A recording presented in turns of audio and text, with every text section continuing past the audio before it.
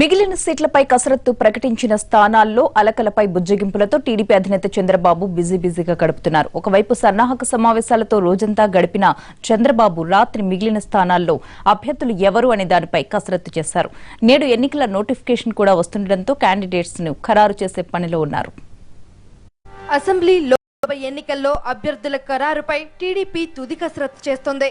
ఇప్పటికే 140 అసెంబ్లీ స్థానాలకు అభ్యర్థులను ప్రకటించిన చంద్రబాబు మిగిలిన వాటితో పాటు పార్లమెంటు నియోజకవర్గాలపై దృష్టి పెట్టారు.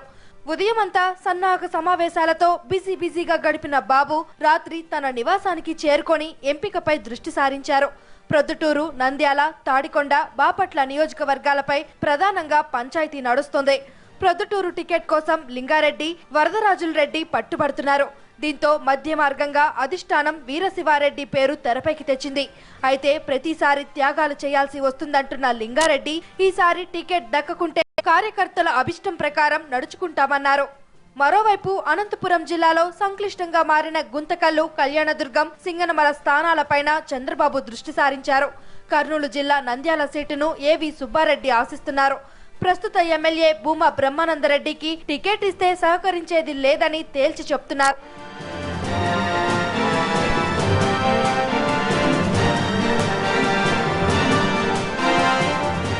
ఇక బాపట్ల స్థానం పైన సస్పెన్స్ కొనసాగుతోంది.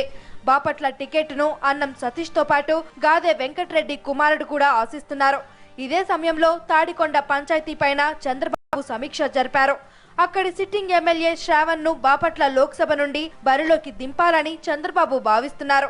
అయితే తాడికొండ అసెంబ్లీ స్థానం శ్రావణ్ కే ఇవ్వాలని ఆయన అనుచరులు పట్టుబడుతున్నారు. ఇప్పటికే సీఎం ఇంటి ముందు ధర్నా కూడా చేశారు. అభ్యర్థుల ఖరారుతో పాటు ప్రకటించిన స్థానాల్లోని అసమ్మతి పైన చంద్రబాబు దృష్టి పెట్టారు. తిరువూరు నుండి జవహర్ ను బరిలో నిలపడంతో అక్కడ టికెట్ ఆశించిన స్వామిదాసు సీఎం ను కలిశారు.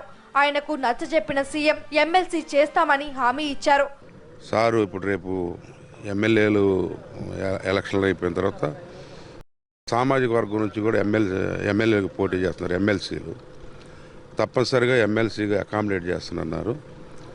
నువ్వు నా కుటుంబ సభ్యుడివి, నేను ఎప్పుడు కూడా నేను మర్చిపోను, నువ్వు ఈ పార్టీని గెలిపించుకొని రావాలి అని చెప్పాను.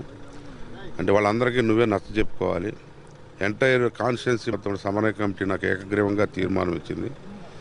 వివాదరహితుడిగా నేను ఉంటాం, పార్టీకి విధేయుడిగా ఉంటాం. పార్టీ మీద విశ్వాసం ఉంది, మా నాయకుడి మీద విశ్వాసం ఉంది. తప్పనిసరిగా జవహర్ గారి గెలుపు కోసం తీవ్రంగా కృషి చేస్తాం. ఆశావాహులు ఎక్కువగా ఉన్న చోట్ల నేతలను బుజ్జగిస్తూ అభ్యర్థులను ఖరారు చేస్తున్నారు చంద్రబాబు. ఇవాళ స్థానాలకు అభ్యర్థులను ప్రకటించనున్నారు.